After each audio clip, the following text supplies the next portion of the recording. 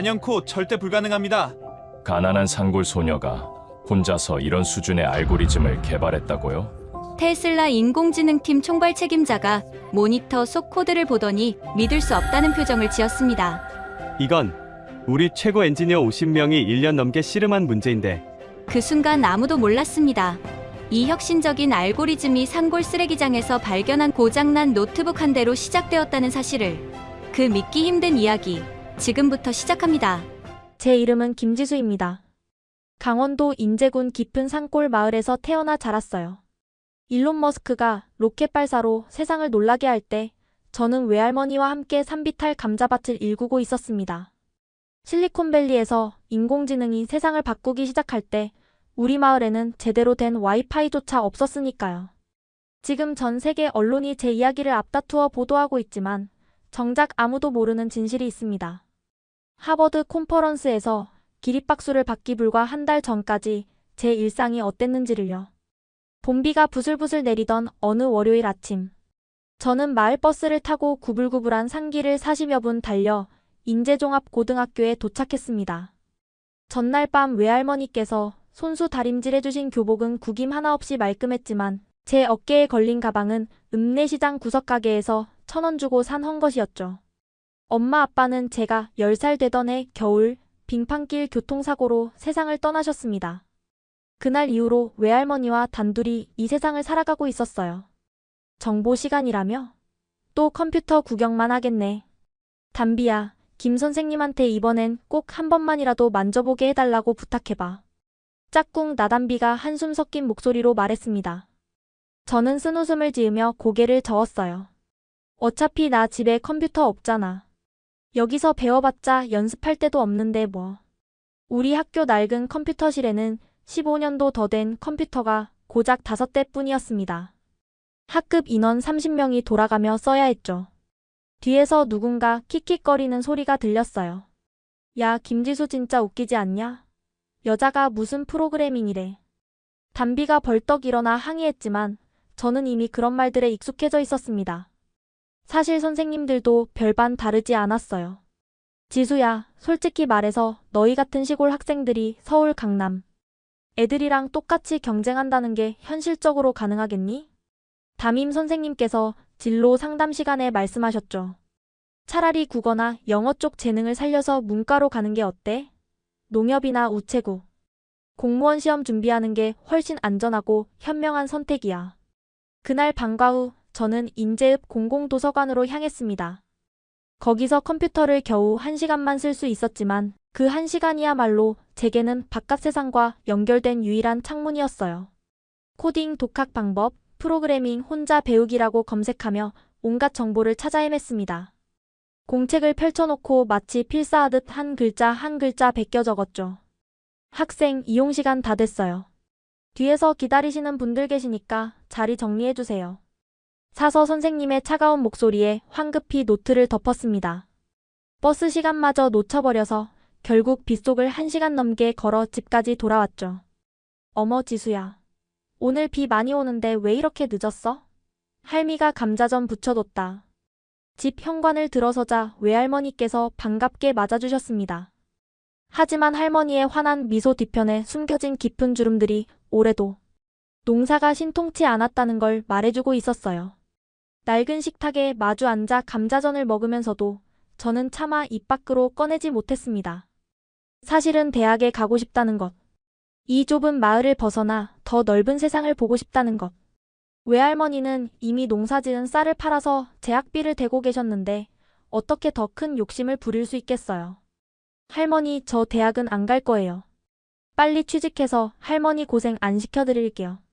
지수야. 할머니께서 제 머리를 쓰다듬으시며 말씀하셨습니다. 할미는 너가 정말로 하고 싶은 일을 했으면 좋겠어. 너가 행복하기만 하면 그걸로 충분하단다. 그날 밤 책상 스탠드 불빛 아래서 몰래 프로그래밍 입문서를 들여다보던 저는 문득 창밖을 바라보게 됐습니다. 어느새 비가 그쳤고 둥근 달이 물기 머금은 마을을 환하게 비추고 있었어요. 그런데 저 멀리 폐기물 집화장 쪽에서 뭔가 이상하게 반짝이는 게 보였습니다. 그 순간 알 수 없는 예감이 가슴속을 스쳤습니다. 운명이 저를 부르고 있었습니다. 호기심을 억누를 수 없었습니다. 새벽 2시. 온 집안이 고요에 잠긴 시각. 외할머니의 규칙적인 코 고는 소리를 확인한 뒤 저는 조심스럽게 이불을 걷어냈습니다. 삐걱거리는 방문이 소리 낼까 봐 천천히, 아주 천천히 문고리를 돌렸어요. 현관 신발장에서 낡은 검정 장화를 꺼내 신고 서랍 속 손전등을 챙겼습니다. 질퍽한 흙길에 발자국 소리가 날까 봐 조심조심 걸음을 옮겼죠. 마을 외곽 폐기물 집화장.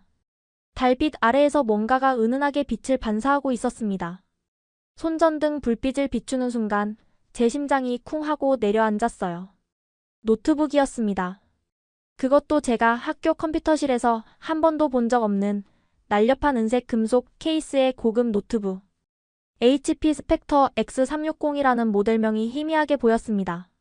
확실히 비싼 물건이었어요. 하지만 한쪽 모서리가 심하게 찌그러져 있었고 디스플레이에는 거미줄처럼 금이가 있었습니다. 힌지 부분도 반쯤 부러진 상태였죠. 아마 서울에서 귀농 온 사람들이 새 노트북 사면서 버린 거겠지. 그럼에도 불구하고 이건 저에게 온 기회였습니다. 떨리는 손으로 노트북을 조심스럽게 들어 올렸습니다. 생각보다 묵직했고 밤이슬에 젖어 차갑고 축축했지만 그 어떤 것도 중요하지 않았어요. 드디어 내 손에 컴퓨터가. 노트북을 두 팔로 꼭 끌어안고 집으로 돌아왔습니다. 제 방 옷장 깊숙한 곳에 소중히 숨겨두었죠. 이불 속에 누워서도 가슴이 너무 두근거려서 잠을 이룰 수가 없었습니다. 다음 날 아침. 평소처럼 외할머니께 아침상을 차려드리고 설거지까지 깨끗이 마쳤습니다. 지수야, 오늘은 날씨가 개었네. 우산 챙기지 않아도 되겠다. 네, 할머니. 다녀올게요. 가방 속 깊숙이 노트북을 넣고 현관문을 나섰습니다. 하지만 그날 저는 학교로 가지 않았습니다. 태어나서 처음으로 무단결석을 한 거예요. 마을버스를 타고 인제읍내로 향했습니다. 목적지는 한 곳. 좁은 골목 안쪽에 자리한 황신혜전자 수리점이었죠. 낡은 간판 아래로 들어서자 70대쯤 되어 보이는 할아버지 한 분이 오래된 라디오를 분해하고 계셨습니다. 저기, 할아버지 이거 고칠 수 있을까요? 조심스럽게 노트북을 꺼내 보였습니다. 황 할아버지는 안경 너머로 저를 한참 동안 물끄러미 바라보시더니 노트북을 받아들이셨어요. 학생이 대체 어디서 이런 물건을 구한 거야? 이거 원래 200만 원은 좋게 하는 고가품인데. 쓰레기장에서 주웠어요. 누가 버린 것 같아서요. 할아버지는 노트북을 이리저리 살피시더니 천천히 고개를 좌우로 저으셨습니다. 메인보드나 중앙 처리 장치는 멀쩡한 것 같은데 액정 패널이 완전히 나갔고 배터리도 죽었어. 부품값에 공임 합치면 최소 20만 원은 들 텐데 학생 그 정도 돈 있어? 순간 가슴이 철렁 내려앉는 기분이었습니다. 제 통장 잔고는 고작 2만 3천 원. 할머니 약값도 빠듯한 우리 형편에 그런 큰 돈을 구할 방법이 없었어요. 그럼 부품만 따로 살 수는 없을까요? 제가 직접 고쳐볼게요. 뭐? 학생이 직접? 할아버지가 깜짝 놀라 눈을 크게 뜨셨습니다. 컴퓨터 수리해본 적이라도 있어? 아니요, 없어요. 하지만 배우면 되잖아요. 요즘 인터넷에 다 나오던데요. 한참을 망설이시던 할아버지는 길게 한숨을 내쉬시더니 작업대 밑에서 먼지 쌓인 플라스틱 상자 하나를 꺼내셨습니다. 여기 내가 고장난 노트북들 뜯어서 모아둔 부품들이야. 쓸만한 게 있을지 모르겠지만 가져가 봐. 어차피 나한테는 쓸모없는 것들이니까. 진짜요? 얼마예요? 돈은 됐어.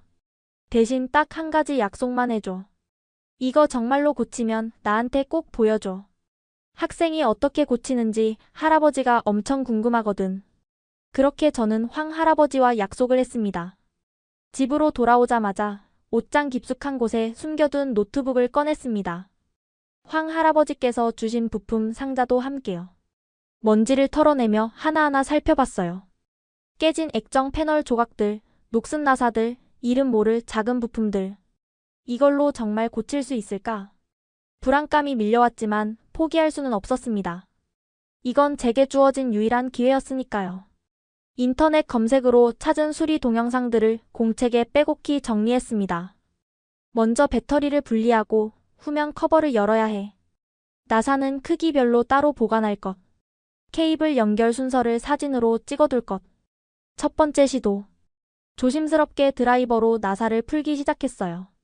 하지만 나사가 너무 작고 단단해서 손에 힘을 잔뜩 주다가 드라이버가 미끄러졌습니다. 앗! 손가락 끝에서 피가 났어요. 하지만 멈출 수 없었습니다. 반창고를 붙이고 다시 시작했죠. 두 번째 시도. 겨우 후면 커버를 열었지만 안에 보이는 복잡한 회로들이 마치 외계어처럼 느껴졌습니다. 이 케이블은 어디로 연결되는 거지? 이 부품은 뭐 하는 거야? 공책을 뒤적이며 하나하나 확인했어요. 세 번째 시도. 메모리를 교체해봤습니다. 하지만 실수로 다른 부품을 건드려서 상황이 더 나빠졌어요. 네 번째 시도. 납땜을 시도하다가 손가락 끝을 대었습니다. 앗! 소리를 삼키며 손가락을 입에 물었어요. 물집이 잡혔지만 계속해야 했습니다. 다섯 번째, 여섯 번째, 일곱 번째. 실패가 거듭될수록 좌절감이 밀려왔어요. 내가 뭘 하고 있는 거지? 이게 정말 가능한 일이긴 한 걸까? 여덟 번째 시도 후 저는 책상 앞에 주저앉아 울었습니다. 조용히, 아주 조용히. 할머니가 들으실까 봐 이불로 얼굴을 감싸고 훌쩍였죠. 손톱 밑은 때가 새까맣게 끼었고 손가락 여기저기에 화상 자국과 베인 상처가 생겼습니다. 지수야, 손 다쳤니? 어쩌다가 이렇게 됐어? 할머니께서 제 손을 보시고 놀라셨어요. 아, 이거요? 학교에서 과학 실험하다가. 괜찮아요, 할머니. 또 거짓말이었습니다. 아홉 번째, 열 번째 시도도 실패였습니다. 이제 거의 포기 직전이었어요.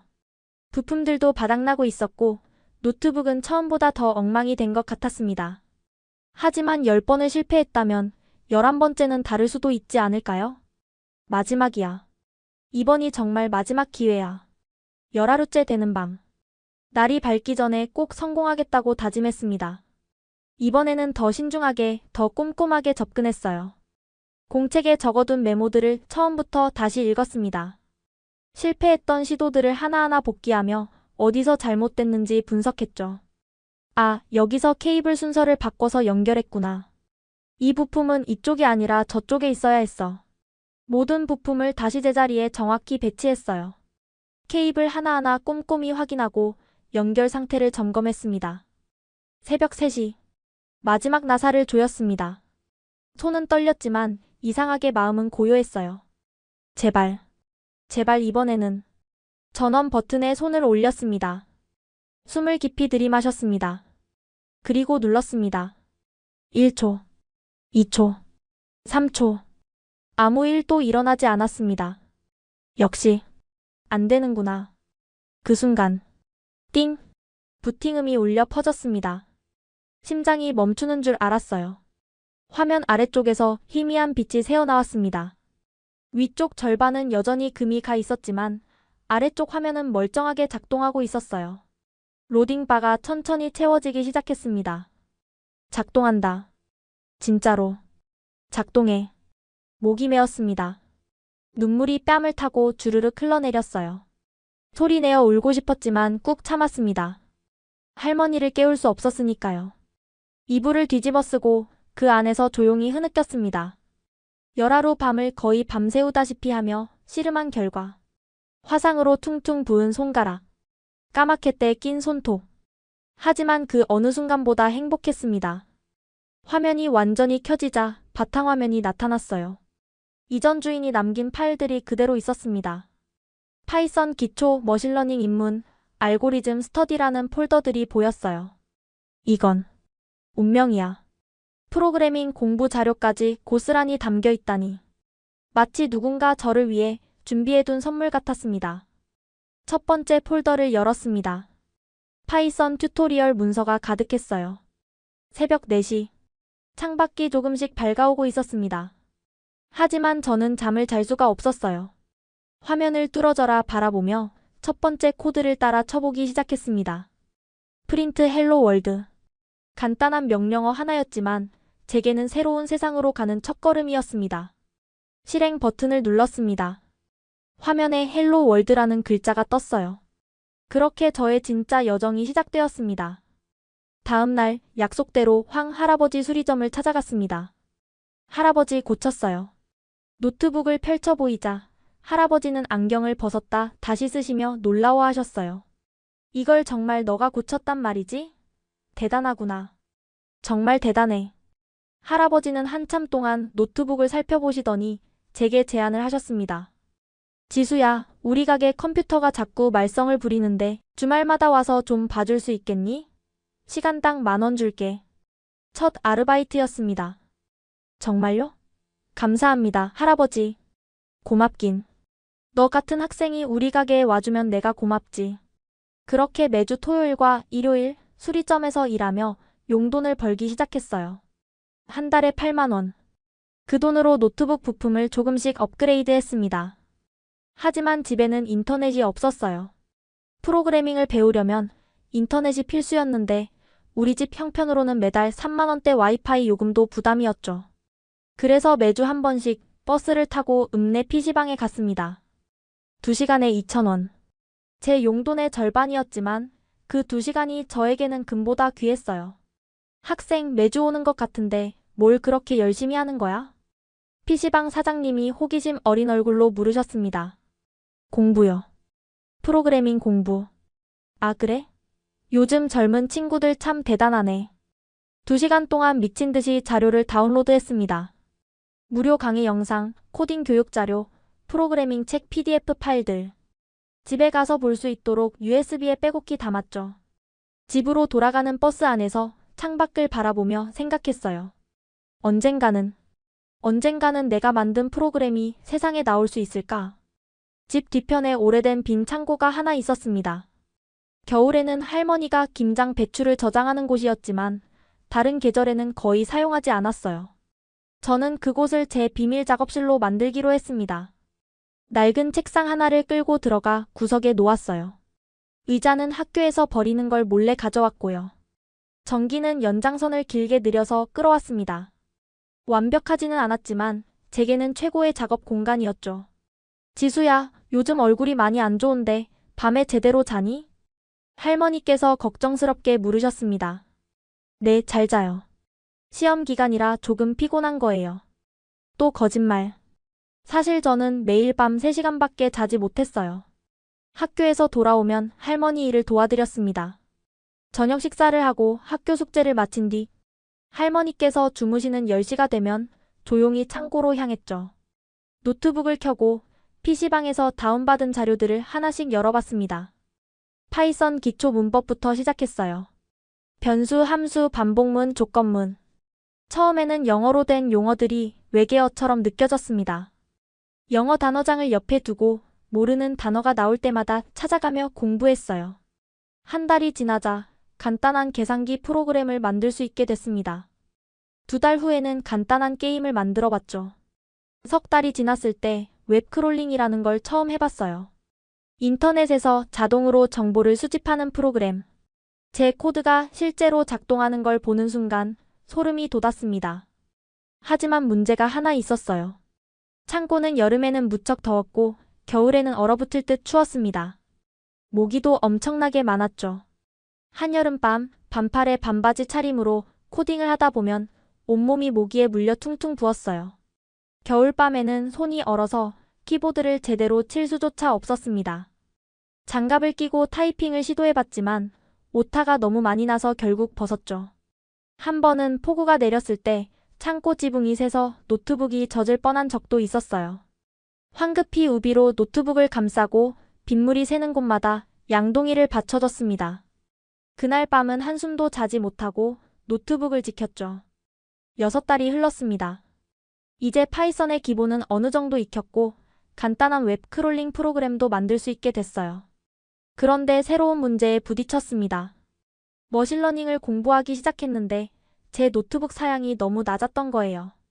프로그램을 실행하려고 하면 이런 오류 메시지가 떴습니다. 메모리 부족. 최소 8GB 램 필요. 제 노트북은 고작 4GB. 램을 업그레이드하려면 또 돈이 필요했지만 수리점 아르바이트로 모은 돈은 이미 다른 부품 교체에 다 써버렸어요. 어떡하지? 더 좋은 컴퓨터를 살 수도 없고. 며칠 밤을 고민했습니다. 그러던 어느 날 할머니께서 감자를 선별하시는 모습을 보게 됐어요. 할미는 어떻게 상한 감자를 그렇게 빨리 찾아내세요? 그야 오래 하다 보니 눈에 익지. 색깔만 봐도 알아. 굳이 전부 다 살펴볼 필요 없어. 중요한 부분만 보면 되는 거야. 그 순간 번쩍 아이디어가 떠올랐습니다. 맞아. 꼭 모든 데이터를 다 처리할 필요는 없어. 중요한 부분만 집중하면 되잖아. 바로 창고로 달려가 노트북을 켰어요. 새로운 접근 방식을 시도해보기 시작했습니다. 데이터를 작은 조각으로 나누어서 순차적으로 처리하는 방법. 불필요한 계산은 과감하게 생략하는 방법. 며칠 밤을 새우며 알고리즘을 설계했습니다. 열흘 후. 마침내 제 노트북에서도 돌아가는 머신러닝 프로그램을 만들어냈어요. 물론 정확도는 조금 떨어졌지만 놀랍게도 90% 가까이 나왔습니다. 그리고 전력 소모는 기존 방식의 10분의 1 수준. 이거 엄청난 건데? 가슴이 두근거렸습니다. 제가 우연히 발견한 이 방법이 어쩌면 다른 사람들에게도 도움이 될 수 있지 않을까. 전력이 불안정하고 좋은 컴퓨터가 없는 사람들에게, 저처럼 열악한 환경에서 공부하는 사람들에게 언젠가 이 방법을 세상에 알릴 수 있을까?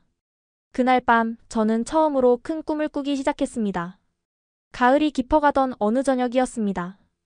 평소처럼 창고에서 코딩을 하고 있는데 갑자기 문이 열렸어요. 지수야, 넌 거기서 뭘 하고 있는 거니? 할머니였습니다. 심장이 철렁 내려앉았어요. 모든 게 들켰습니다. 할머니께서 천천히 안으로 들어오셨습니다. 책상 위에 놓인 노트북 빼곡히 적힌 노트들, 여기저기 흩어진 전자부품들. 할머니. 목소리가 떨렸습니다. 어디서부터 설명해야 할지 막막했어요. 할머니는 한참 동안 말없이 주변을 둘러보시더니 제 손을 잡으셨습니다. 화상 자국과 상처투성이인 제 손을요. 지수야, 이게 다 뭐니? 내 손은 또 왜 이 모양이고. 할머니, 저는 더 이상 숨길 수 없었습니다. 모든 것을 고백했어요. 쓰레기장에서 노트북을 주워온 일, 혼자서 고친 일, 반년 넘게 몰래 프로그래밍을 공부한 일, IT 회사에 취직하고 싶다는 꿈. 말하는 동안 할머니는 한마디도 하지 않으셨어요. 그저 제 손을 꼭 잡고 계셨을 뿐이죠. 이야기를 다 마치자 할머니의 눈에서 눈물이 주르륵 흘러내렸습니다. 지수야. 할머니의 목소리가 떨렸어요. 할미가 너를 제대로 도와주지 못해서 정말 미안하구나. 아니에요, 할머니. 저도 울음이 터져나왔습니다. 제가 할머니께 비밀로 한 게 잘못이에요. 걱정 끼쳐드려서 죄송해요. 할머니께서 저를 꼭 껴안아 주셨습니다. 네가 뭘 하는 건지는 할미가 잘 모르겠다. 하지만 너가 이렇게 열심히 하는 걸 방해하고 싶지 않았어. 할머니. 근데 지수야, 밤에 몰래 이러다가 몸 상하면 어쩌려고 그러니. 할미가 제일 걱정되는 게 그거야. 그날 밤 할머니와 긴 이야기를 나눴습니다. 제 꿈에 대해서, 앞으로 하고 싶은 일에 대해서. 할머니는 고개를 끄덕이시며 들어주셨어요. 이틀 후였습니다. 할머니께서 마을 전기기사 아저씨를 부르셨어요. 창고에 전기선 좀 제대로 깔아주세요. 우리 손녀가 공부하는데 쓸 거예요. 할머니, 돈이 많이 드는데. 괜찮아. 할미가 감자 좀 더 팔면 돼. 공사비가 15만 원이나 들었습니다. 할머니께서는 아까운 기색 하나 없이 선뜻 내주셨어요. 내 꿈을 위한 거니까. 이 정도는 할미가 해줘야지. 전기선이 제대로 깔리고 콘센트도 새로 생겼습니다.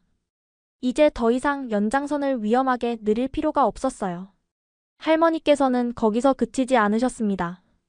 낡은 전기 히터 하나를 사다 주셨고 책상 위에 놓을 작은 스탠드도 새로 장만해 주셨죠. 겨울에 너무 춥지 않게, 그리고 눈 나빠지지 않게. 가슴이 뜨거워졌습니다. 할머니, 고마워요. 정말 고마워요. 할미는 너가 행복했으면 좋겠어. 그것만 바란다. 그날 이후로 저는 더 이상 몰래 숨어서 공부하지 않았습니다. 당당하게 창고 작업실로 들어갔어요. 할머니께서는 가끔 문을 두드리고 따뜻한 차를 갖다 주셨습니다. 지수야, 너무 무리하지 말고. 차 한 잔 마시고 해. 말씀은 없으셨지만 그게 할머니만의 응원 방식이라는 걸 알았습니다.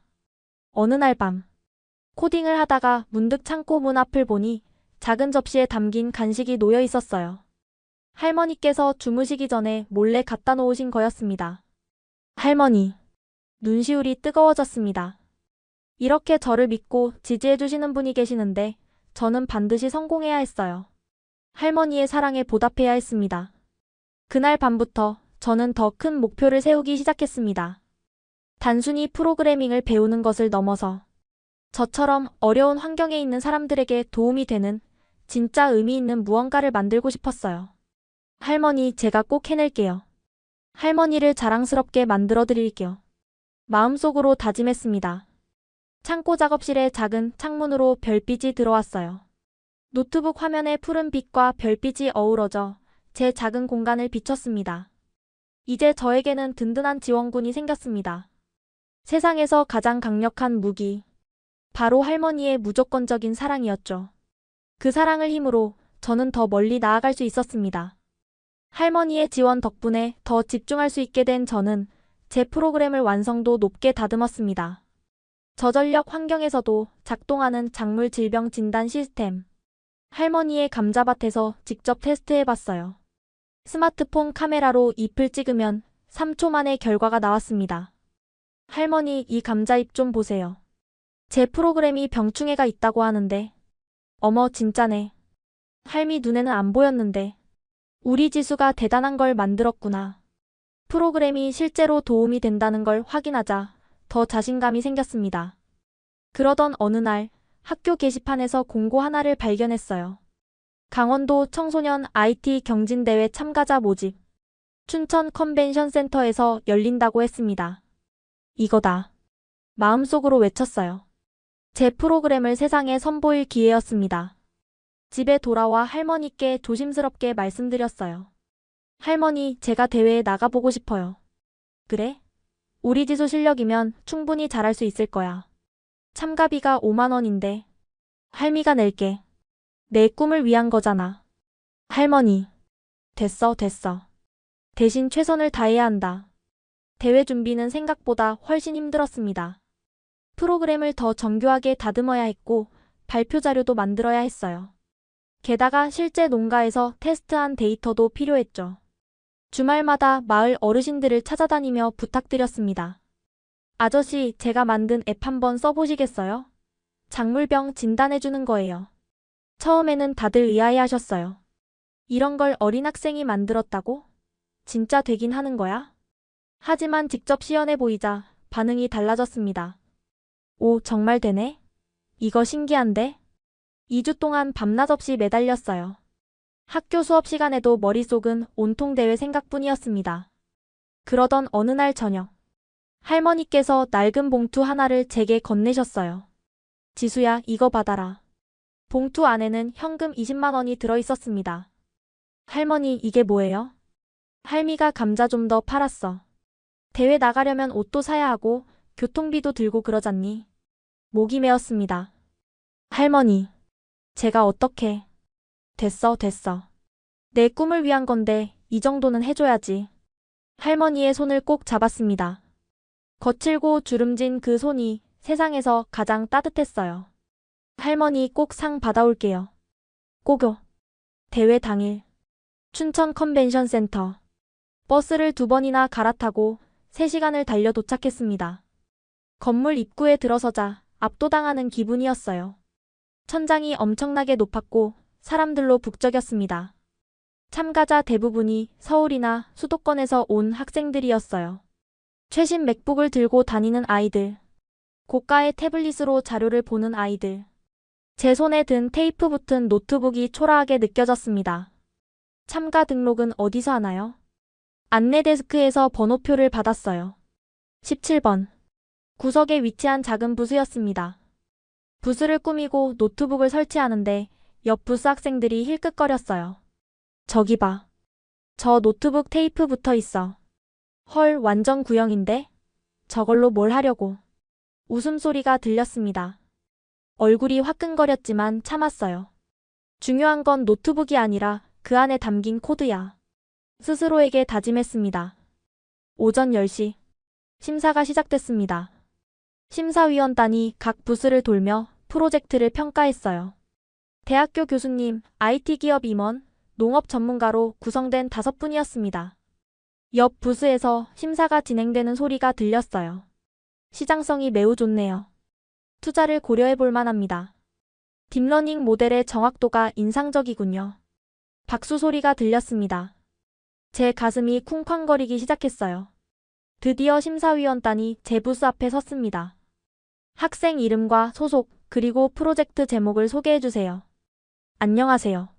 저는 김지수입니다. 인제종합고등학교 3학년이고요. 제 프로젝트는 저전력 최적화 작물 질병 진단 시스템입니다. 심사위원 한 분이 제 노트북을 보더니 미묘한 표정을 지었어요. 흥미로운 주제네요. 어떻게 작동하나요? 심호흡을 하고 준비한 설명을 시작했습니다. 이 시스템은 3가지 핵심 특징이 있습니다. 첫째, 저전력 환경에서도 작동합니다. 둘째, 인터넷이 끊겨도 기본 기능은 유지됩니다. 셋째, 일반 스마트폰 카메라로 90% 이상의 정확도로 주요 농작물 질병을 진단할 수 있습니다. 시연을 위해 준비해 온 상추 잎을 카메라로 비췄어요. 앱이 즉시 분석을 시작했습니다. 3초 만에 결과가 나왔어요. 진단 결과 녹균병. 확률 94%. 권장 조치 감염된 잎 제거 및 구리 성분 살균제 살포. IT 기업 임원으로 보이는 심사위원이 눈썹을 치켜 올렸습니다. 인상적인데요. 이 정도 속도와 정확도라면 최신 서버급 하드웨어를 사용한 것 같은데 이 낡은. 아니, 이 노트북으로 어떻게 가능한 거죠? 제가 개발한 알고리즘은 연산을 최소화하기 위해 데이터를 압축하고 꼭 필요한 계산만 수행합니다. 기존 모델은 모든 픽셀을 분석하지만 제 모델은 병증이 나타날 가능성이 높은 영역만 집중적으로 분석해서 자원을 절약합니다. 또 다른 심사위원이 날카롭게 물었습니다. 흥미로운 접근이네요. 그런데 김지수 학생, 솔직히 말해보세요. 이 코드를 정말 혼자서 작성한 건가요? 혹시 다른 사람의 도움을 받았거나 기존 오픈소스 프로젝트를 수정한 건 아닌가요? 순간 심장이 내려앉는 기분이었습니다. 제 진심이 의심받는 순간이었어요. 아닙니다. 모두 제가 직접 작성했습니다. 도서관에서 책을 빌려 독학했고 인터넷에서 찾은 무료 강의로 공부했습니다. 그렇다면 이 코드를 자세히 설명해 주시겠어요? 특히 이 메모리 최적화 알고리즘이 어떻게 작동하는지요. 노트북을 돌려 코드를 보여주며 설명하기 시작했습니다. 이 부분은 이미지를 분석할 때 사용하는 알고리즘입니다. 일반적인 모델은 모든 데이터를 메모리에 올리지만 제 모델은 데이터를 작은 조각으로 나누어 순차적으로 처리합니다. 마치 할머니께서 감자를 고르실 때 상한 부분만 집중해서 보시는 것처럼요. 농업 전문가의 눈빛이 반짝였습니다. 할머니가 감자를 고르신다고요? 네. 저희 할머니께서는 감자 농사를 지으시는데 수확한 감자를 선별하실 때 모든 감자를 다 뒤집어 보지 않으세요. 색깔이 변한 부분만 보시면 바로 아시거든요. 그 원리를 알고리즘에 적용한 겁니다. 아. 심사위원들이 서로 눈빛을 교환했어요. 그런데 이 앱이 인터넷 없이도 작동한다고 했는데 데이터베이스는 얼마나 큰가요? 현재는 우리 지역에서 흔히 재배하는 10종 작물의 주요 질병 30가지만 진단할 수 있습니다.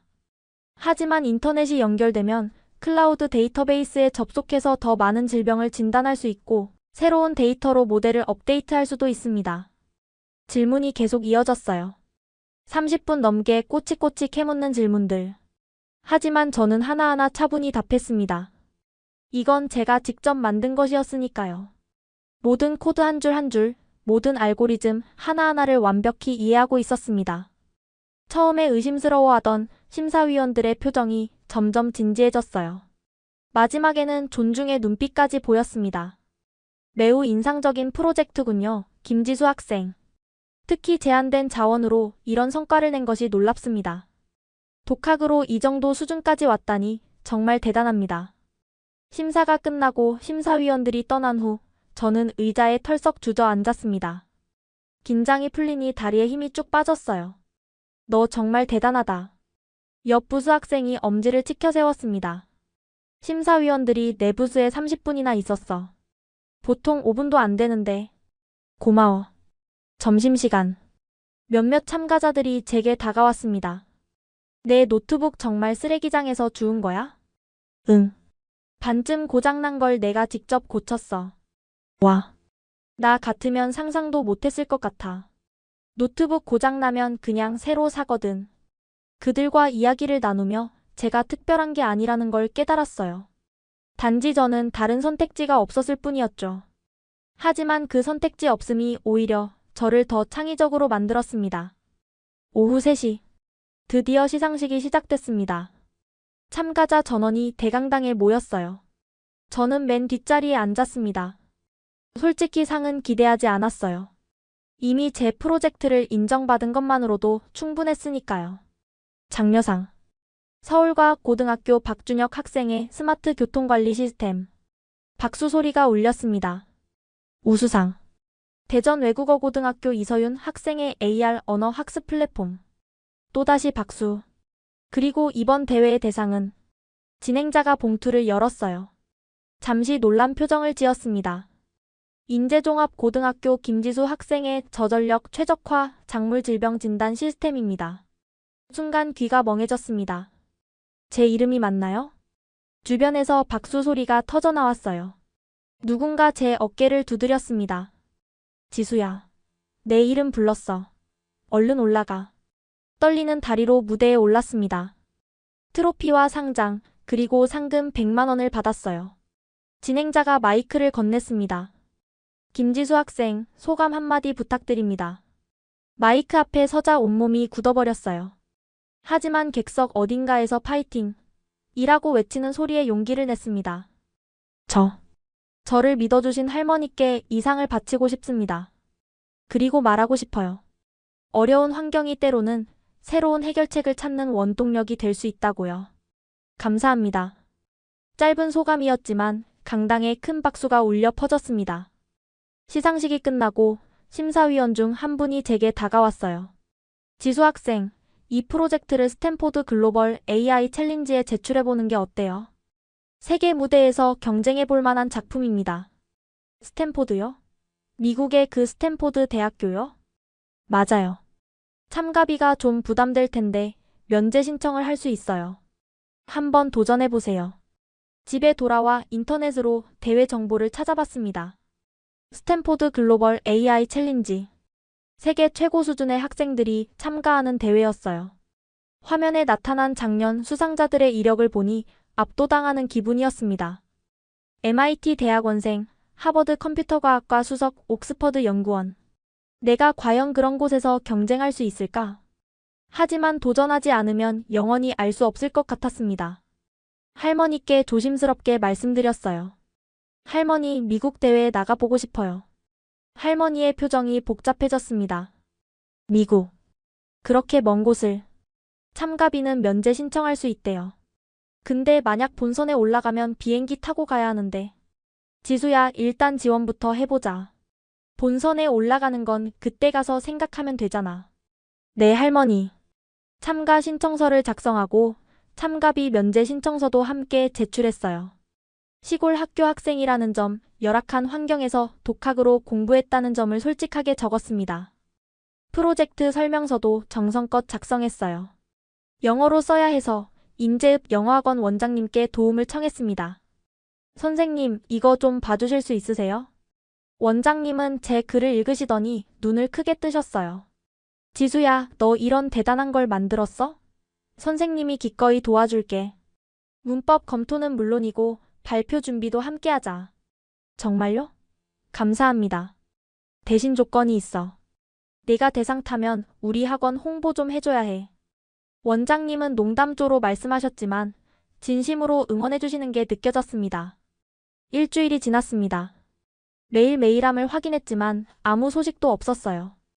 역시 안 되는 건가? 2주째 되는 날. 학교에서 돌아와 핸드폰을 켰습니다. 새 메일 한 통. 발신인은 스탠포드 글로벌 AI 챌린지. 손이 떨렸어요. 메일을 열었습니다. 안녕하세요, 김지수님. 귀하의 참가비 면제 요청이 승인되었음을 알려드립니다. 참가비 면제가 승인됐다는 내용이었어요. 그것뿐만 아니었습니다. 귀하의 프로젝트가 1차 심사를 통과했습니다. 1차 심사를 통과했다는 거예요. 다음 단계는 화상 인터뷰. 2주 후. 할머니, 할머니.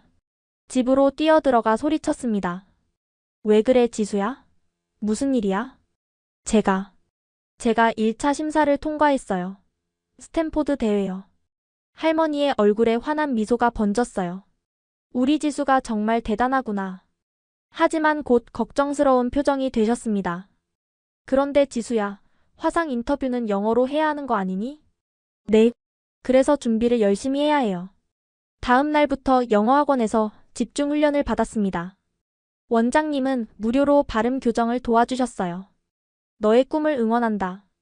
발음이 완벽하지 않아도 괜찮아. 너의 아이디어와 열정이 더 중요해. 매일 방과 후 학원에 들러 발표 연습을 했습니다. 거울 앞에서도 연습하고 창고에서도 연습했어요. 인터뷰 당일. 마을회관에 일찍 도착해서 인터넷 연결을 확인하고 또 확인했습니다. 오후 2시. 화상회의 링크가 활성화됐어요. 심호흡을 하고 접속했습니다. 화면에 3명의 심사위원이 나타났습니다. 스탠포드 교수, 구글 AI 연구원, 환경단체 대표.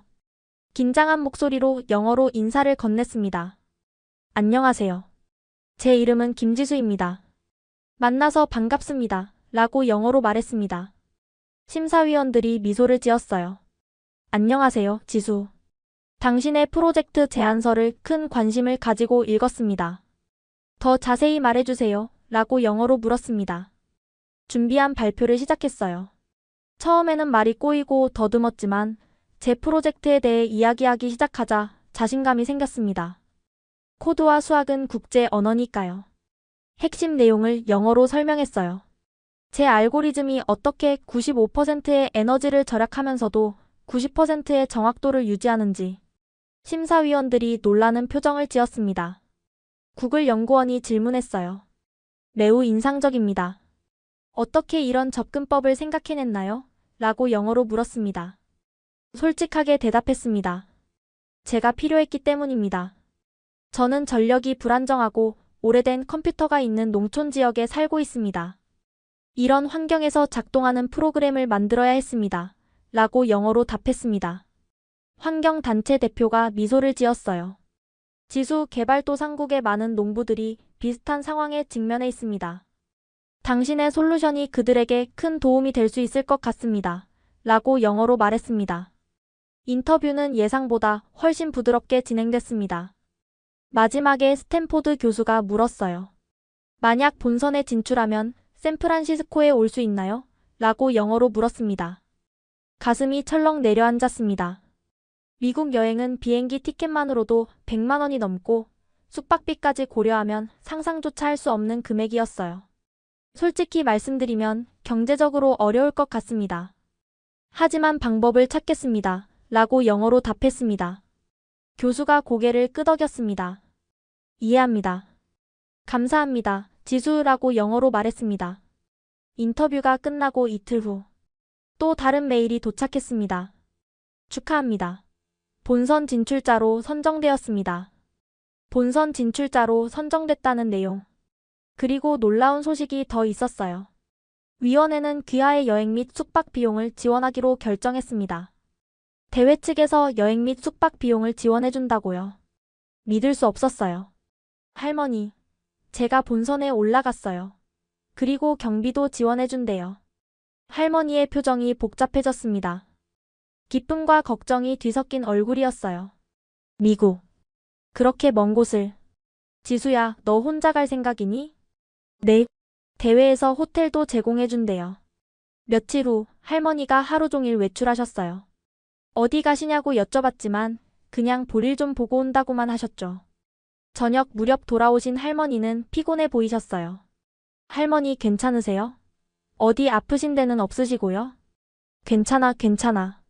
그날 밤 저녁을 먹고 설거지를 하는데 할머니가 부르셨어요. 지수야, 잠깐 이리 와봐라. 거실로 가니 할머니께서 낡은 봉투를 제게 건네셨습니다. 이거. 봉투를 열었어요. 현금 500만 원이 들어 있었습니다. 할머니, 이게 뭐예요? 이렇게 큰 돈을. 할머니는 한참 동안 말씀을 하지 못하셨어요. 그러더니 천천히 입을 여셨습니다. 밭을 팔았어. 순간 귀를 의심했습니다. 뭐라고요? 할아버지가 30년 일군 감자밭. 그거 팔았어. 무릎이 꺾였습니다. 바닥에 주저앉아 울음이 터져나왔어요. 할머니, 어떻게 그러실 수가. 할머니께서 저를 꼭 껴안아 주셨습니다. 지수야, 내 꿈이 더 중요해. 땅은 언제든지 또 일굴 수 있어. 하지만 내 기회는 지금이야. 하지만 할머니, 그 밭은 할아버지께서. 할아버지도 너가 이렇게 크게 성장하는 걸 보면 기뻐하실 거야. 할머니의 거칠고 주름진 손을 꼭 잡았어요. 할머니, 저 어떻게 갚아야 할지. 돈으로 갚으려 하지 마. 너가 꿈을 이루는 모습을 보여주는 게 할미에게는 가장 큰 선물이야. 그날 밤 잠을 이룰 수 없었습니다. 할머니께서 30년 일군 밭을 파신 거예요. 할아버지의 땀과 눈물이 베인 그 땅을. 제 꿈을 위해서. 절대로 실패할 수 없어. 절대로. 마음속 깊이 다짐했습니다. 다음 날부터 본격적인 준비가 시작됐어요. 여권이 없어서 급하게 신청했고 비자 발급을 위해 서울 미국 대사관까지 다녀왔습니다. 영어학원 원장님이 면접 준비를 도와주셨고 발표 내용도 매일 밤 연습했어요. 학교 교장 선생님은 특별 휴가를 허락해 주셨습니다. 지수야, 너는 이미 우리 학교의 자랑이야. 부담 갖지 말고 경험 자체를 즐겨봐라. 마을 사람들도 모두 응원해 주셨어요. 지수야, 우리 마을 이름 빛내줘. 미국 가서도 김치 잘 챙겨 먹어야 해. 출발 전날 밤. 할머니와 마당에 앉아 별을 봤습니다. 할머니, 무서워요. 당연히 무섭지. 너가 한 번도 가본 적 없는 곳이니까. 할머니께서 제 손을 꼭 잡으셨어요. 하지만 지수야, 너가 지금까지 해온 것들은 더 무서운 도전이었어. 쓰레기장에서 주운 노트북으로 이런 성과를 이룬 너라면 이번에도 잘 해낼 거야. 할머니. 그리고 지수야, 할미가 한 가지만 부탁할게. 네, 할머니. 뭐든지 말씀하세요. 잘하고 못하고는 중요하지 않아. 그냥 너가 건강하게 다녀오기만 하면 돼. 알겠지? 눈물이 왈칵 쏟아졌어요. 네, 할머니. 꼭 건강하게 좋은 소식 가지고 돌아올게요. 다음 날 아침. 온 마을 사람들이 나와 배웅해 주셨습니다. 이장님이 준비한 마을 봉고차로 인천공항까지 데려다 주셨어요. 차 안에서 할머니는 계속 제 손을 꼭 잡고 계셨습니다. 공항에 도착했어요. 체크인을 하고 출국장으로 향하는 순간이 왔습니다. 지수야, 건강이 제일 중요해. 밥 잘 챙겨 먹고 낯선 사람 조심하고. 할머니를 꼭 안아드렸습니다. 할머니, 걱정 마세요.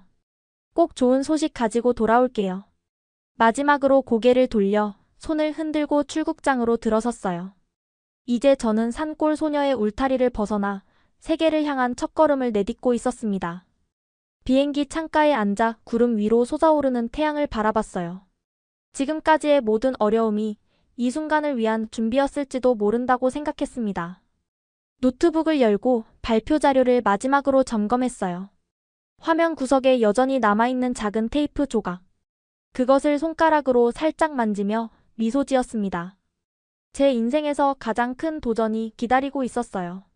하지만 이제 저는 두렵지 않았습니다. 왜냐하면 저는 이미 불가능을 가능으로 바꾸는 법을 알고 있었으니까요. 12시간의 비행 끝에 샌프란시스코 국제공항에 도착했습니다. 비행기 창문으로 보이는 광활한 도시 풍경. 높은 빌딩들, 끝없이 이어진 고속도로, 수많은 비행기들. 이게 정말 현실일까? 입국 심사대 앞에 줄을 섰어요. 앞에 있던 사람들은 모두 능숙하게 영어로 대화하며 빠르게 통과했습니다. 제 차례가 왔어요. 영어로 방문 목적을 물었습니다. 스탠포드 글로벌 AI 챌린지에 참가하러 왔습니다. 라고 영어로 대답했습니다. 떨리는 목소리였지만 최선을 다했어요. 심사관이 제 서류를 자세히 살펴보더니 갑자기 미소를 지었어요. 아, 당신이 농업 앱을 만든 학생이군요. 뉴스에서 봤어요. 미국에 온 걸 환영합니다. 라고 영어로 말했습니다. 뉴스에서 봤다고요? 제 이야기가 여기까지 알려진 건가요? 입국 도장을 찍어주는 그의 미소에 긴장이 조금 풀렸습니다. 수화물을 찾아 출구로 나오니 제 이름이 적힌 팻말을 든 젊은 여성이 보였어요. 대회 측에서 보낸 스태프였습니다. 안녕하세요, 지수. 저는 에밀리예요. 샌프란시스코에 온 걸 환영합니다. 라고 영어로 인사했습니다. 감사합니다. 라고 영어로 답했습니다. 에밀리는 친절하게 웃으며 제 캐리어를 받아들었어요. 공항을 빠져나와 차에 올랐습니다. 창밖으로 펼쳐지는 샌프란시스코의 풍경이 마치 영화 속 장면 같았어요. 금문교, 언덕 위의 화려한 집들, 트램을 타고 오르내리는 사람들.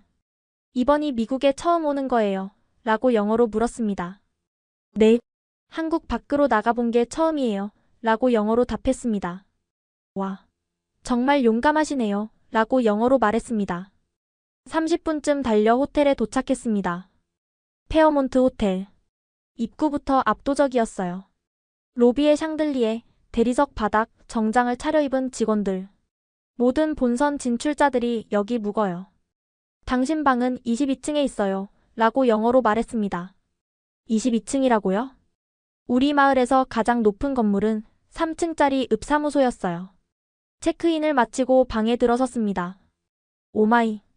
킹사이즈 침대, 초대형 텔레비전, 도시 전경이 내려다 보이는 통유리창. 욕실의 대리석 욕조까지. 이 모든 게 저를 위한 공간이라니 믿기지 않았어요. 환영 만찬이 오후 7시에 메인 볼룸에서 열려요. 잘 쉬세요. 라고 영어로 말하고 에밀리가 떠났습니다. 저는 침대에 앉았습니다. 어제까지만 해도 할머니와 함께 작은 시골집에 살던 제가 오늘은 샌프란시스코의 고급 호텔 22층에 앉아있다니. 창밖을 바라보며 할머니가 보고 계시면 얼마나 놀라실지 상상했어요. 핸드폰을 꺼내 방 앞모습을 사진으로 찍었습니다. 나중에 할머니께 보여드리기 위해서요. 저녁 7시. 환영 만찬을 위해 메인 볼룸으로 향했습니다. 엘리베이터를 타고 내려가는 동안 긴장감이 밀려왔어요. 미국 최고의 대학 학생들, 글로벌 기업의 연구원들과 같은 공간에 있게 될 거라는 생각에 숨이 막혔습니다. 볼룸에 들어서자 화려한 장식과 정장 차림의 사람들이 눈에 들어왔어요. 최소 100명은 되어 보이는 인원이 작은 그룹을 이루어 대화하고 있었습니다. 그 중에서 저는 눈에 띄게 달랐어요. 읍내 의류 매장에서 산 검은색 원피스는 여기서 보면 너무 소박했습니다. 금발의 키 큰 여성이 다가와 영어로 인사했어요.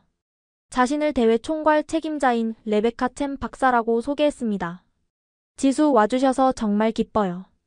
당신의 프로젝트 제안서가 매우 인상적이었어요. 라고 영어로 말했습니다. 레베카 박사는 저를 다른 참가자들에게 소개해 주었어요. MIT, 하버드, 스탠포드의 학생들, 구글과 마이크로소프트의 엔지니어들. 모두 친절했지만 대화를 따라가기 힘들었습니다. 너무 빠른 영어 속도, 기술적인 용어들, 그리고 미국식 유머까지. 누군가 저에게 프로젝트에 대해 설명해 달라고 물었어요. 모두의 시선이 저에게 집중됐습니다. 심호흡을 하고 영어로 설명을 시작했어요. 제 알고리즘은 자원이 제한된 환경을 위해 설계되었습니다. 95% 적은 전력을 사용하면서도 90%의 정확도를 유지합니다. 라고 영어로 설명했습니다. 설명을 마치자 놀라운 반응이 돌아왔습니다. 정말 훌륭해요. 대부분의 AI 연구는 무제한 컴퓨팅 파워를 가정하는데 당신의 접근은 완전히 다르네요. 라고 영어로 말했습니다. 농업 외에 다른 응용 분야도 고려해봤나요? 라고 영어로 물었습니다. 이것은 외딴 지역의 엣지 컴퓨팅에 혁명을 일으킬 수 있어요. 라고 영어로 말했습니다. 그들의 관심과 질문이 진심 어린 것 같았어요. 점차 긴장이 풀리기 시작했습니다. 하지만 여전히 불편함은 남아있었어요. 다른 참가자들은 최신 맥북 프로나 고급 태블릿을 가지고 다녔고 명품 브랜드의 의상을 입고 있었습니다. 저녁 식사 중 테이블 위에 놓인 수많은 포크와 나이프 중 어떤 것을 먼저 사용해야 할지 몰라 당황했어요. 와인을 따라주는데 어떻게 반응해야 할지도 몰랐습니다. 바깥쪽부터 시작해서 안쪽으로 들어가면 돼요. 걱정 마세요. 저도 이 모든 걸 배워야 했어요. 라고 영어로 귀띔해 주었습니다. 제 옆에 앉은 하버드 학생이 말했어요. 그의 친절함에 감사했지만 동시에 제가 얼마나 이곳에 어울리지 않는지 더욱 실감했습니다. 식사가 끝나고 호텔 방으로 돌아왔어요. 침대에 누워 천장을 바라봤습니다. 내일부터 시작될 본격적인 대회를 생각하니 불안감이 밀려왔어요. 제 노트북은 다른 참가자들의 최신 장비에 비하면 한참 뒤처졌고 영어 실력도 부족했으며 심지어 옷차림마저 이곳과는 어울리지 않았습니다. 내가 여기 있을 자격이 있는 걸까? 자기의심이 몰려왔어요. 창밖으로 빛나는 샌프란시스코의 야경은 아름다웠지만 그만큼 이질적으로 느껴졌습니다. 고향의 별이 총총한 밤하늘이 그리워졌어요. 그때 할머니가 뭐라고 하셨을지 떠올렸습니다. 지수야, 너가 어디 있든 너는 너야. 비싼 옷이나 비싼 컴퓨터가 아니라 내 머릿속에 있는 지혜가 중요한 거야. 맞아요. 제가 여기 온 이유는 패션쇼나 장비 전시에 참가하기 위해서가 아니었습니다. 제 알고리즘과 아이디어를 선보이기 위해 온 거죠. 노트북을 펼치고 발표 자료를 다시 점검했어요. 화면 상단에 테이프 자국이 희미하게 남아 있었습니다. 이 테이프는 내 여정의 시작을 상기시켜주는 소중한 기념품이야. 이 노트북과 내 아이디어가 내 진짜 가치야. 다음 날 아침, 대회장으로 향하는 셔틀버스 안에서 다짐했습니다. 더 이상 주눅 들지 않기로.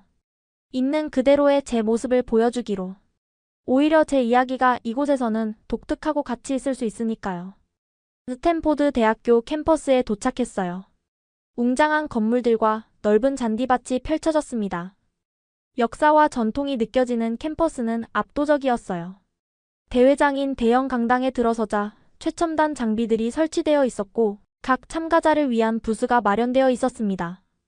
김지수 부스 번호 17번이라고 영어로 안내를 받았습니다. 제 부스에는 최신형 컴퓨터와 대형 모니터, 태블릿까지 구비되어 있었어요.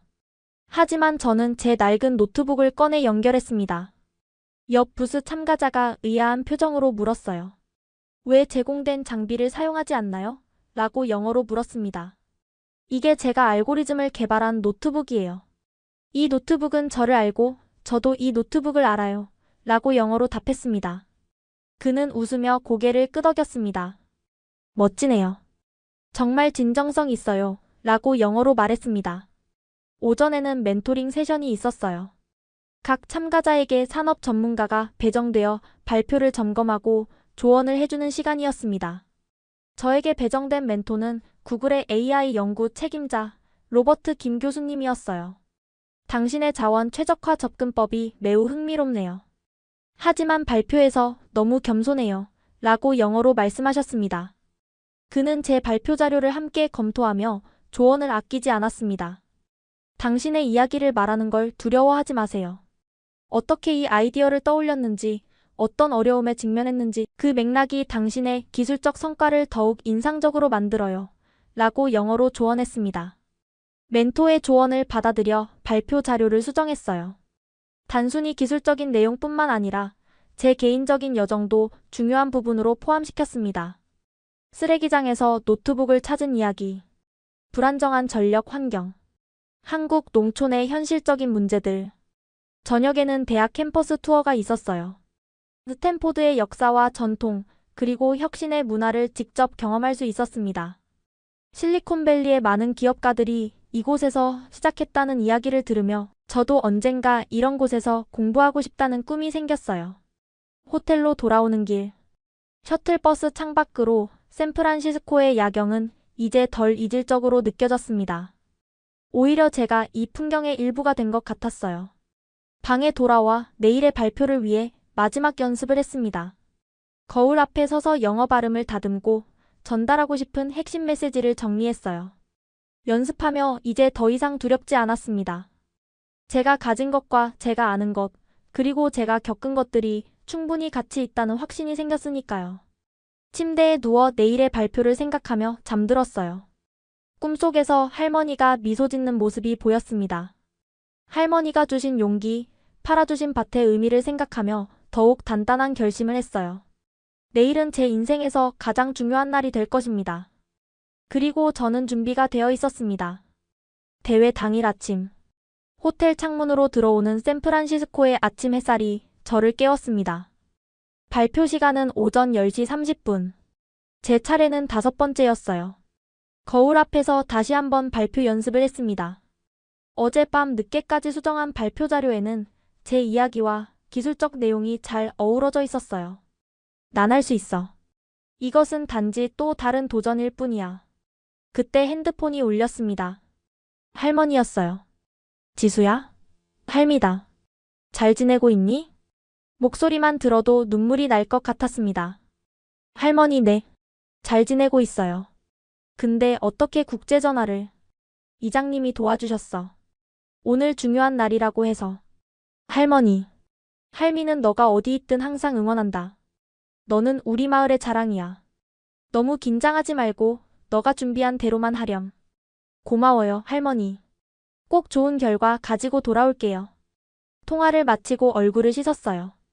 이제 정말 준비가 됐습니다. 호텔 로비에서 다른 참가자들과 함께 셔틀버스에 탑승했습니다. 모두 긴장한 얼굴이었지만 서로에게 행운을 빌어주는 말들을 주고받았어요. 오늘 행운을 빌어요. 라고 영어로 인사를 나눴습니다. 옆자리에 앉은 MIT 학생이 건네는 말에 미소로 답했습니다. 당신도요. 잘하길 바랄게요. 라고 영어로 답했습니다. 스탠포드 캠퍼스에 도착하자 이미 많은 사람들이 모여 있었어요. 참가자들 뿐만 아니라 투자자, 기업 관계자, 언론인들까지. 강당 로비에서 발표자 등록을 마치고 준비실로 안내받았습니다. 각자 발표 자료를 최종 점검하는 참가자들 사이에서 저도 노트북을 펼쳤어요. 화면 상단에 테이프 자국이 눈에 들어왔고 그것을 보며 미소 지었습니다. 이 작은 테이프 조각은 내 여정의 시작이자 오늘 이 순간까지 오게 해준 상징이야. 발표 시작 30분 전. 갑자기 불안한 생각이 들었어요. 영어 발음이 이상하면 어쩌지? 질문에 제대로 대답하지 못하면 어쩌지? 심호흡을 했습니다. 괜찮아. 나는 준비했어. 내가 만든 거니까 설명할 수 있어. 첫 번째 발표자가 호명됐습니다. 하버드 대학원생으로 음성인식 AI에 관한 프로젝트였어요. 그의 세련된 발표와 유창한 영어는 완벽해 보였습니다. 청중들의 큰 박수 소리가 준비실까지 들려왔어요. 두 번째, 세 번째, 네 번째 발표자도 모두 훌륭했습니다. 스탠포드, MIT 학생들의 발표. 최첨단 연구 주제, 완벽한 영어 실력, 화려한 이력. 내가 정말 저들과 경쟁할 수 있을까? 잠깐 흔들렸지만 할머니의 목소리가 들렸습니다. 너가 준비한 대로만 하렴. 드디어 제 차례였습니다. 다음은 한국에서 온 김지수 학생입니다. 저전력 최적화 작물 질병 진단 시스템에 대해 발표하겠습니다. 라고 영어로 제 이름이 호명됐습니다. 영어로 제 이름이 호명되자 심장이 터질 것 같았어요. 천천히 숨을 들이마시고 내쉬었습니다. 그리고 단상으로 올라갔습니다. 강당에는 약 300명이 앉아 있었어요. 앞줄에는 심사위원들이, 그 뒤로는 다양한 관계자들이 자리했습니다. 모두의 시선이 저에게 집중됐습니다. 영어로 발표를 시작했습니다. 안녕하세요. 제 이름은 김지수입니다. 저는 대한민국 강원도의 작은 농촌 마을에서 왔습니다. 첫 문장부터 약간 더듬었지만 준비한 대로 계속 이어갔어요. 제 프로젝트는 자원이 제한된 환경에서도 효과적으로 작동하는 AI 시스템입니다. 특히 전력과 컴퓨팅 자원이 제한된 농촌 지역을 위해 설계되었습니다. 슬라이드를 넘기며 발표를 이어갔습니다. 처음에는 떨렸지만 점차 자신감이 생겼어요. 멘토의 조언대로 제 개인적인 이야기도 포함시켰습니다. 이 프로젝트의 아이디어는 농사를 짓는 할머니를 보면서 시작되었습니다. 할머니는 모든 것을 다 검사할 필요가 없다는 걸 가르쳐 주셨어요. 중요한 부분에만 집중하면 된다고요.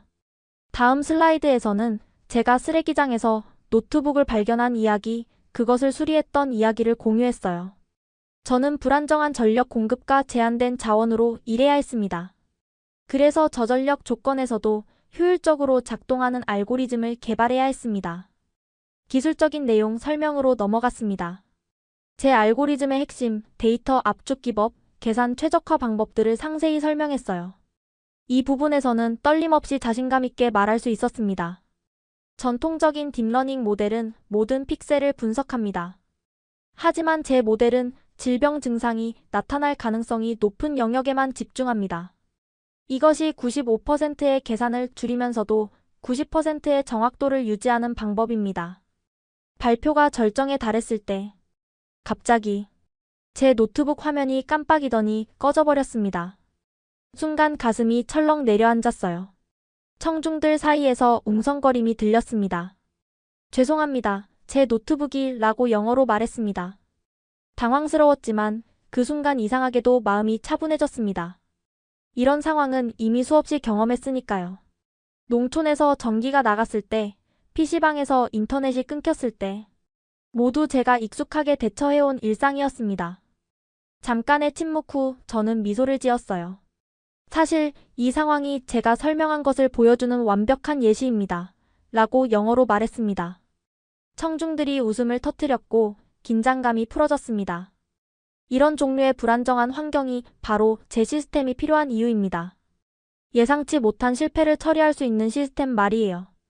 빠르게 USB 드라이브를 꺼내 주최 측이 제공한 컴퓨터에 연결했어요. 다행히 발표 자료 백업을 저장해 두었던 거죠.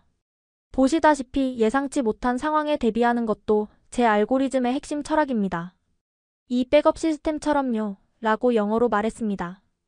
발표를 다시 이어갔고 마지막 슬라이드에는 제 앱이 실제 농가에서 활용된 사례와 미래 발전 계획을 보여주었습니다. 이 기술은 단지 한국 농장만을 위한 것이 아닙니다. 자원이 제한된 세계 어느 지역에나 적용할 수 있습니다. 저는 기술이 모든 사람을 위한 것이어야 한다고 믿습니다. 발표를 마치자 잠시 정적이 흘렀어요. 그리고 갑자기 큰 박수 소리가 터져나왔습니다. 심사위원 중 한 명이 자리에서 일어나 박수를 쳤고 이내 모든 사람들이 따라 일어났어요. 기립박수였습니다. 눈물이 날 것 같았지만 꾹 참았습니다. 질문 세션이 시작됐어요. 다른 산업에도 이 알고리즘을 적용하는 것을 고려해봤나요? 라고 영어로 물었습니다. 첫 번째 질문에 자신감 있게 대답했습니다. 네. 이 저전력 기술은 원격 의료, 재난지역 모니터링, 개발도상국의 교육 시스템, 그리고 더 많은 분야에 적용될 수 있습니다. 라고 영어로 답했습니다. 질문이 계속 이어졌고 저는 하나하나 차분히 답변했어요. 심지어 기술적으로 매우 복잡한 질문에도 명확하게 설명할 수 있었습니다. 이것은 제가 몇 달 동안 밤낮으로 연구한 주제였으니까요. 마지막 질문은 심사위원장인 스탠포드 교수가 던졌습니다. 지수, 이 알고리즘을 개발하면서 가장 어려웠던 부분은 무엇이었나요? 라고 영어로 물었습니다. 잠시 생각한 후 진솔하게 대답했어요. 기술적으로는 정확도와 효율성 사이의 균형을 찾는 것이 가장 어려웠습니다. 하지만 개인적으로는 제 자신을 믿는 것이 가장 어려웠습니다. 농촌 소녀의 아이디어가 가치 있을 수 있다고 믿는 것. 제가 세상을 바꿀 수 있다고 믿는 것이요. 라고 영어로 답했습니다. 심사위원장이 고개를 끄덕였습니다. 오늘 당신은 그것이 가치 있는 것 이상이라는 것을 증명했습니다. 감사합니다. 라고 영어로 말했습니다. 단상에서 내려와 자리로 돌아가는 길에 다른 참가자들이 엄지를 치켜세웠고 몇몇은 눈으로 축하의 메시지를 전했어요. 모든 발표가 끝나고 점심시간. 여러 사람들이 저에게 다가와 이야기를 나누고 싶어 했습니다. 당신의 발표가 놀라웠어요. 노트북 고장을 처리한 방식이 정말 전문적이었어요. 라고 영어로 말했습니다. 저는 케냐에서 왔어요. 우리도 비슷한 문제가 있어요. 연락처를 받을 수 있을까요? 라고 영어로 물었습니다. 특히 개발도상국 출신의 참가자들은 제 접근법에 깊은 관심을 보였어요. 당신의 이야기가 저에게 영감을 줬어요. 우리는 더 많은 이런 솔루션이 필요해요. 라고 영어로 말하며 아프리카에서 온 참가자가 명함을 건넸습니다. 대형 기술 기업의 연구원들도 저에게 연락처를 요청했어요. 우리는 다음 10억 사용자를 위한 프로젝트를 진행 중이에요. 당신의 접근법이 완벽할 것 같아요. 인턴십에 관심 있나요? 라고 구글의 한 엔지니어가 영어로 물었습니다. 저는 감사하다며 연락처를 교환했어요. 이런 제안들이 현실이라는 게 믿기지 않았습니다.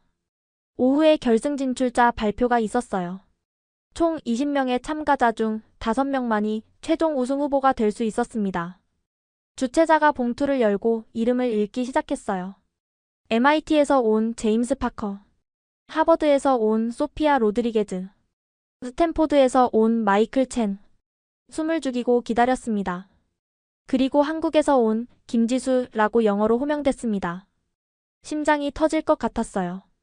제 주변에서 박수 소리가 들렸고 옆자리에 있던 사람들이 어깨를 두드리며 축하해 주었습니다. 축하해요 라고 영어로 말했습니다.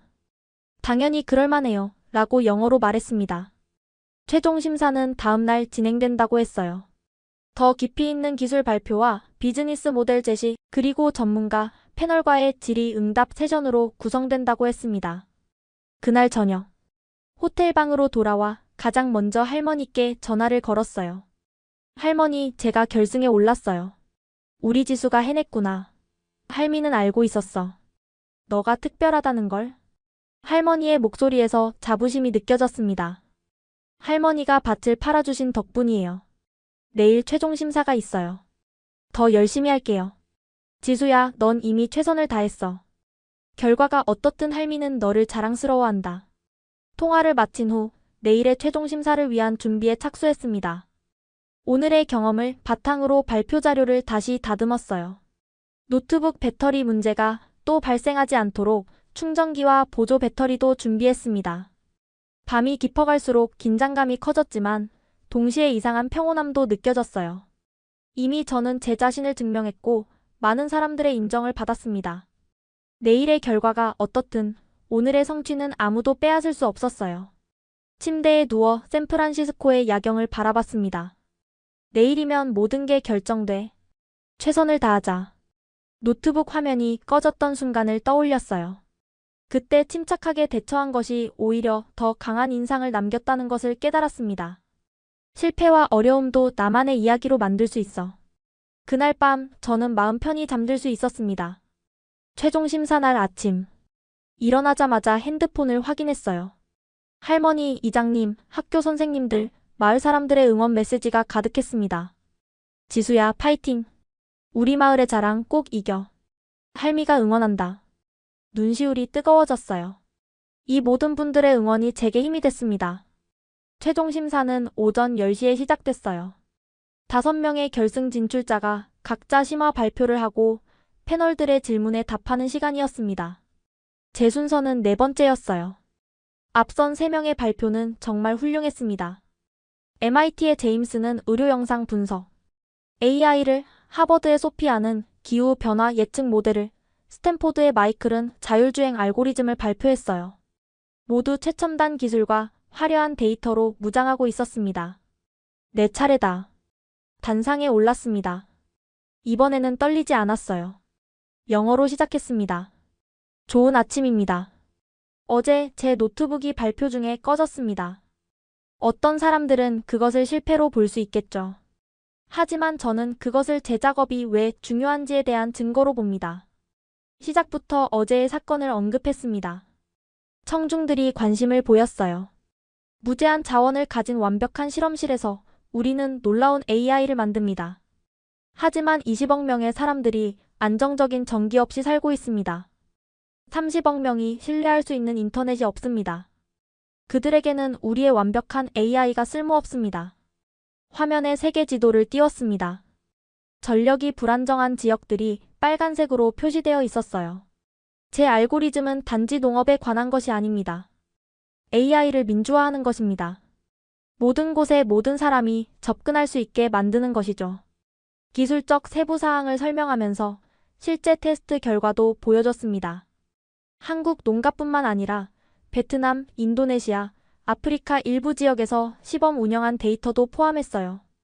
베트남에서 한 농부가 이 앱을 사용해서 쌀 수확량의 30%를 구했습니다.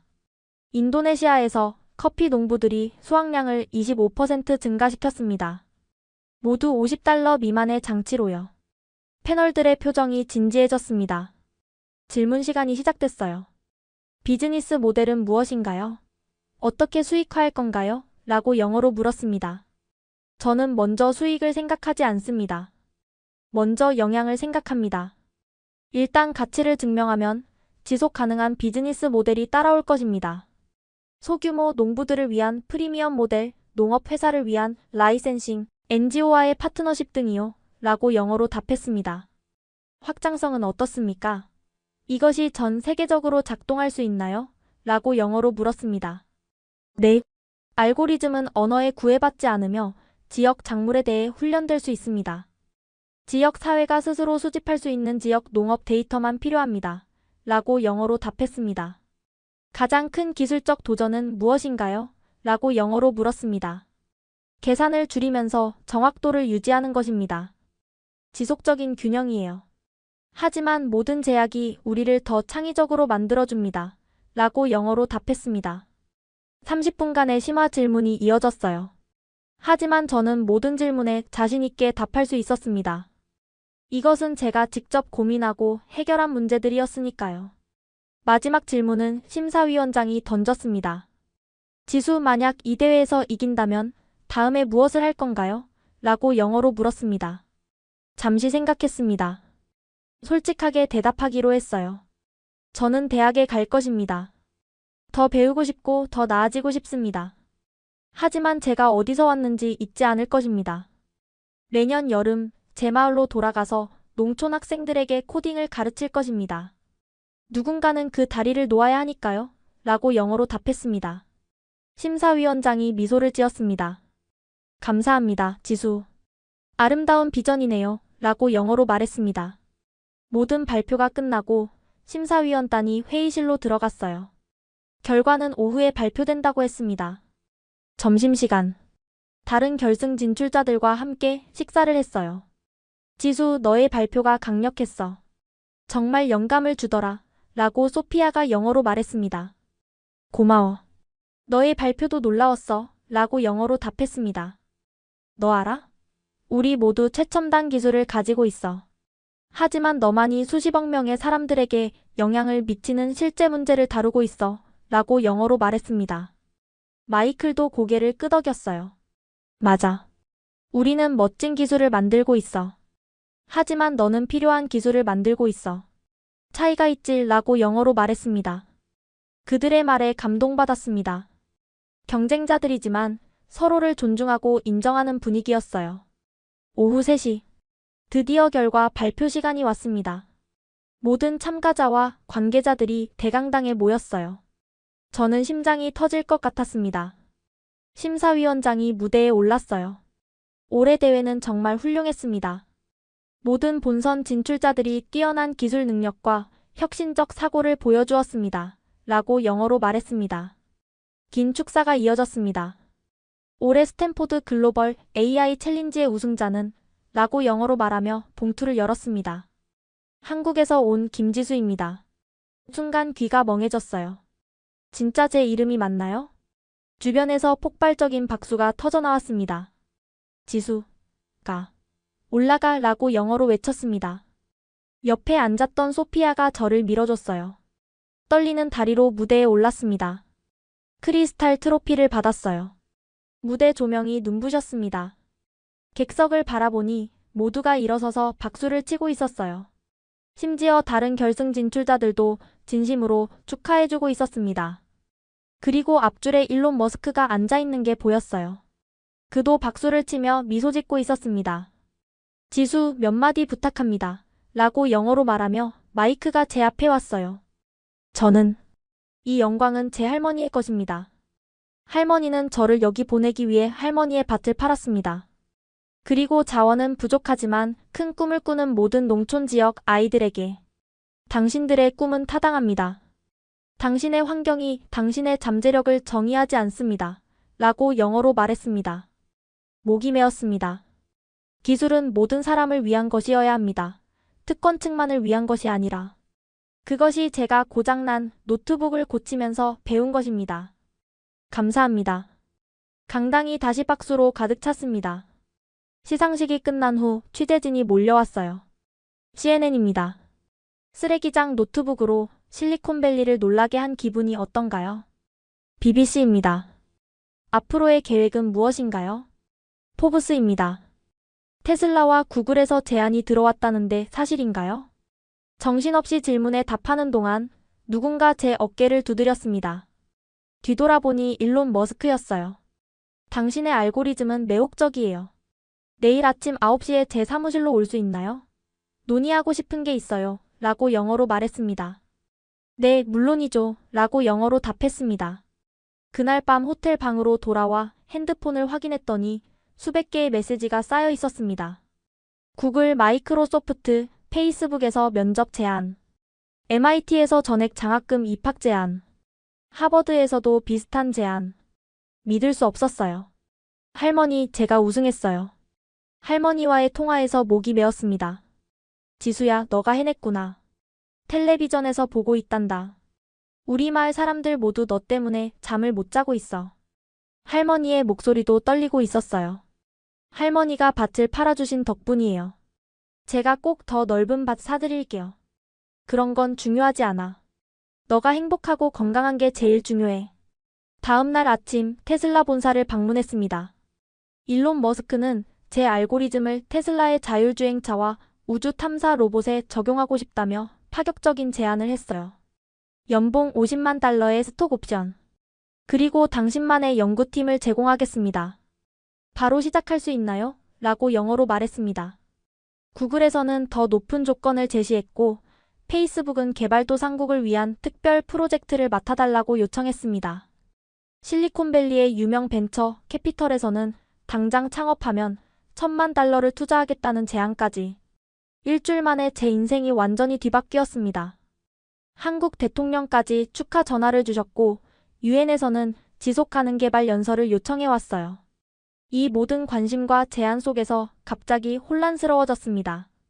화려한 제안들, 하버드의 장학금, 창업 기회. 어떤 길을 선택해야 할까요? 호텔 방 창문으로 샌프란시스코의 불빛을 바라보며 고민했어요. 문득 머릿속에 고향 마을, 작은 학교, 컴퓨터 한 대 없는 교실, 그리고 제게 꿈을 가질 용기를 준 할머니가 떠올랐습니다. 모든 제안이 매력적이었지만 제 마음속에는 더 큰 꿈이 있었어요. 저와 같은 환경에 있는 아이들에게 기회를 주는 것. 그것이 제가 진정으로 하고 싶은 일이었습니다. 일주일 후 기자회견을 열었습니다. 세계 각국의 언론사가 참석했어요. 단상에 서서 제 결정을 발표했습니다. 저는 하버드 대학교의 전액 장학금을 받아들이기로 결정했습니다. 기자들이 서둘러 메모를 했어요. 하지만 단순히 학업에만 전념하지는 않을 겁니다. 구글 재단과 협력하여 글로벌 농촌 코딩 교육 재단을 설립합니다. 그리고 방학마다 한국으로 돌아가 농촌 지역 아이들에게 코딩을 가르칠 계획입니다. 청중 사이에서 놀라움의 웅성거림이 일었어요. 테슬라와는 여름 인턴십 프로그램으로 협력하기로 했습니다. 저는 학업, 실무 경험, 그리고 사회기여 세 가지 모두를 추구하고 싶습니다.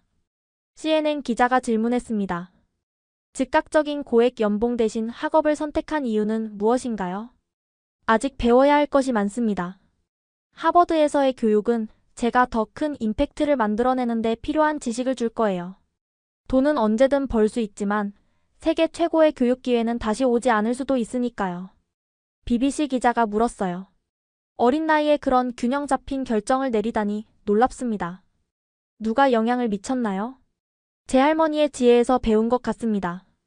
할머니는 일만 하시지만 늘 이웃과 나누는 삶을 사셨어요. 균형 잡힌 삶의 가치를 할머니에게서 배웠습니다. 기자회견이 끝난 후 하버드 학장이 다가와 악수를 청했습니다. 지수, 당신의 비전에 감명받았습니다. 하버드는 당신의 글로벌 농촌 코딩 이니셔티브를 전폭적으로 지원할 겁니다. 라고 영어로 말했습니다. 구글 재단의 대표도 축하를 전했어요. 우리는 당신의 재단에 향후 3년간 300만 달러를 지원하기로 결정했습니다. 라고 영어로 말했습니다. 일론 머스크도 다가왔어요. 현명한 선택입니다. 우리 인턴십에서 기다리겠습니다. 그리고 테슬라의 문은 언제나 열려 있습니다. 라고 영어로 말했습니다. 한 달 후 고향으로 돌아왔습니다. 마을 입구에 현수막이 걸려 있었어요. 우리의 자랑 김지수를 환영합니다. 온 마을 사람들이 나와 배웅해 주셨어요. 할머니가 대문 앞에서 기다리고 계셨습니다. 할머니. 할머니 품에 뛰어들었어요. 우리 지수가 돌아왔구나. 할미가 얼마나 보고 싶었는지 몰라. 저도요, 할머니. 너무 보고 싶었어요. 마을 회관에서 환영식이 열렸습니다. 그 자리에서 제 계획을 발표했어요. 이번 여름 2주 동안 무료 코딩 캠프를 엽니다. 강원도 전역의 중고생이라면 누구나 참여할 수 있어요. 구글에서 노트북 30대를 후원해주기로 했습니다. 학부모들의 눈이 반짝였습니다. 우리 애들도 참여할 수 있나요? 물론이죠. 컴퓨터가 없어도 괜찮아요. 모든 장비는 제공됩니다. 캠프 첫날. 35명의 학생이 등록했어요. 놀랍게도 절반이 여학생이었습니다. 여러분, 저도 여러분과 똑같이 이 마을에서 자랐어요. 컴퓨터 한 대 없었고 사람들은 제게 포기하라고 했죠. 하지만 한계가 오히려 창의성을 만들었어요. 첫 수업은 종이와 연필로 알고리즘을 가르쳤습니다. 둘째 날부터 노트북 실습을 시작했어요. 아이들의 눈빛이 달라지는 게 보였습니다. 한 여학생은 할머니 약 복용 알림 앱을 만들었어요. 다른 학생은 집 농장의 관계 시스템을 자동화하는 프로그램을 짰습니다. 마지막 날 발표회가 열렸어요. 학부모들과 마을 주민들이 참석했습니다. 13살 소녀 박세린이가 발표했어요. 저도 지수 언니처럼 세상을 바꾸고 싶어요. 이 작은 앱이 시작이에요. 언니가 하버드 갔다 돌아오면 더 많이 배우고 싶어요. 그 소녀의 눈빛에서 과거 제 모습을 봤습니다. 눈물이 왈칵 쏟아질 뻔했어요. 이게 진짜 성공이구나. 캠프가 끝나고 교육부에서 연락이 왔습니다. 제 코딩 캠프 모델을 전국 농촌 학교에 확대 적용하고 싶다는 내용이었어요. 한국과학창의재단에서는 저소득층 학생들을 위한 장학 프로그램 자문위원으로 초청했습니다. 여름이 끝나갈 무렵 할머니와 마지막 저녁을 보냈어요. 마당에 앉아 별을 바라보는 우리의 전통적인 방식으로요. 지수야, 너가 이 마을 아이들에게 한 일은 정말 대단해. 할머니가 늘 말씀하셨잖아요. 성공한 사람은 혼자 올라가는 사람이 아니라 다른 사람들도 함께 끌어올리는 사람이라고. 할미가 자랑스럽다. 할머니, 제가 하버드에서 배우는 모든 걸 이곳에 다시 가져올게요. 그리고 언젠가는 이 마을에 세계 최고의 코딩 학교를 세울 거예요. 할미는 너가 그럴 거라 믿는다. 다음 날, 인천공항에서 보스턴행 비행기에 올랐습니다. 창문으로 한국 땅이 멀어지는 것을 바라봤어요. 이제 새로운 여정이 시작이야. 세계 최고의 교육을 받으면서도 고향과의 연결을 잃지 않는 것. 개인적 성취와 사회적 기여 사이의 균형을 찾는 것. 그것이 제가 선택한 길이었습니다. 지금까지의 이야기 어떠셨나요? 쓰레기장에서 시작된 한 소녀의 꿈이 세상을 바꾸는 물결이 되었습니다. 김지수는 단순히 성공한 것이 아닙니다. 그녀는 성공의 의미를 다시 정의했어요. 혼자 높이 올라가는 것이 아니라 함께 끌어올리는 것. 그것이 진짜 성공이라는 걸 보여주었습니다. 여러분에게도 여러분만의 노트북이 있나요? 포기하고 싶은 순간에도 한 번만 더 시도해보세요. 여러분의 한계가 오히려 여러분만의 창의성이 될 수 있습니다. 이 감동적인 이야기를 더 많은 사람들에게 알려주세요. 좋아요와 구독 부탁드립니다. 그리고 이 영상을 공유해주세요. 어려운 환경에서도 꿈을 포기하지 않는 모든 이들에게 희망을 전하기 위해서요. 다음에도 더 감동적인 이야기로 찾아뵙겠습니다. 지금까지 감동 편지함이었습니다. 감사합니다.